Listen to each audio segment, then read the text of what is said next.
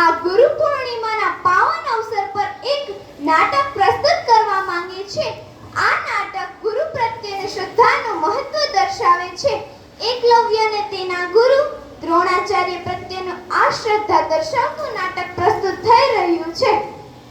गुरु गोविंद दोनों खड़े किसको लागू पाए, बलिहारी गुरु आपने गोविंद दियो बताए.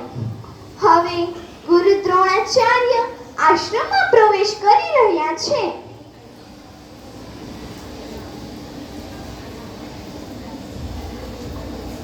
હવે કૌરવો અને પાંડવો પણ આશ્રમમાં પ્રવેશ કરી રહ્યા છે.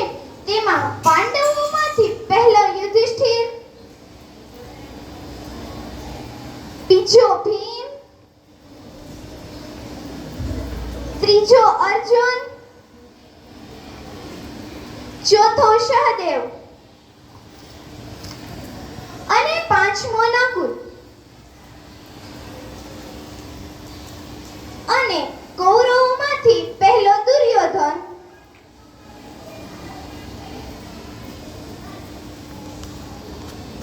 અને બીજો દુશાસન.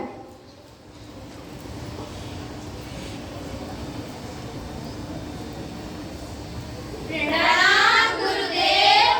પ્રણામ. આસન ગ્રહણ કરો. જો આજ્ઞા ગુરુદેવ.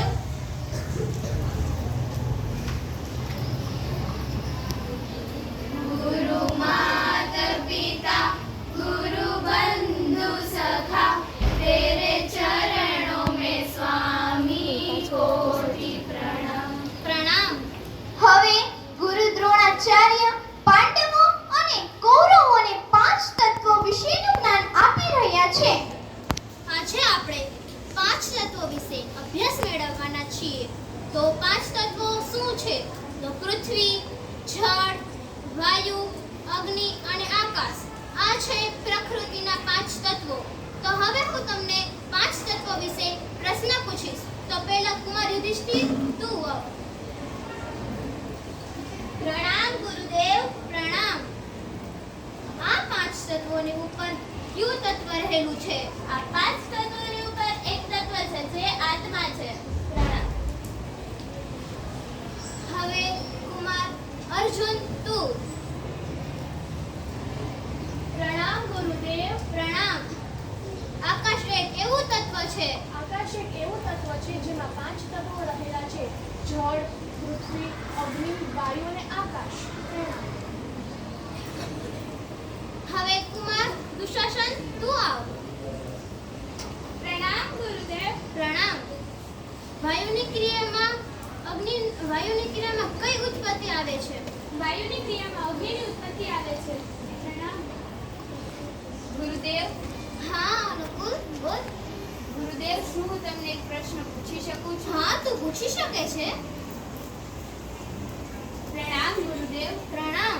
આપણા શરીરમાં આત્મા ક્યાં રહેલી હોય છે? આપણા શરીરમાં આત્મા મસ્તકમાં રહેલી હોય છે. પ્રણામ. હા, બોલ સહદેવ. હું તમને એક પ્રશ્ન પૂછી શકું છું? હા કુમાર, તું પણ પૂછી શકે છે. પ્રણામ.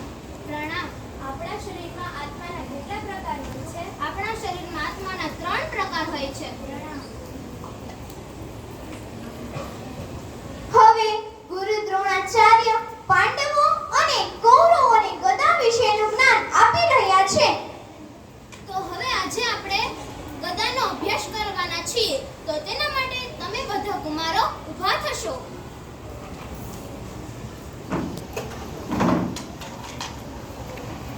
તો પુત્રો, આ છે ગદા. ગદાના યુદ્ધમાં ગદાધારીને એ ધ્યાન રાખવું પડે છે કે ગદાને પેટના નીચેના ભાગમાં ન મારવું જોઈએ. કારણ કે ગદા યુદ્ધના પણ નિયમ હોય છે. તો ગદાધારીને એ યાદ રાખવું જોઈએ કે પેટના નીચેના ભાગમાં ગદા ન મારવી જોઈએ. તો હવે ગદાના અભ્યાસ માટે પાંડવોમાંથી ભીમ, તું આવ. અને કૌરવોમાંથી યુદ્ધ કરવા દુર્યોધન, તું આવ. પ્રણામ ગુરુદેવ. પ્રણામ. હવે તમે બંને અભ્યાસ શરૂ કરો. જો આજ્ઞા ગુરુદેવ.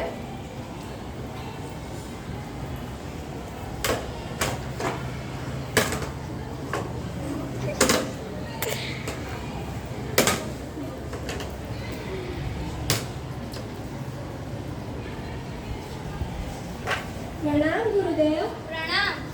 મારું નામ એકલવ્ય છે.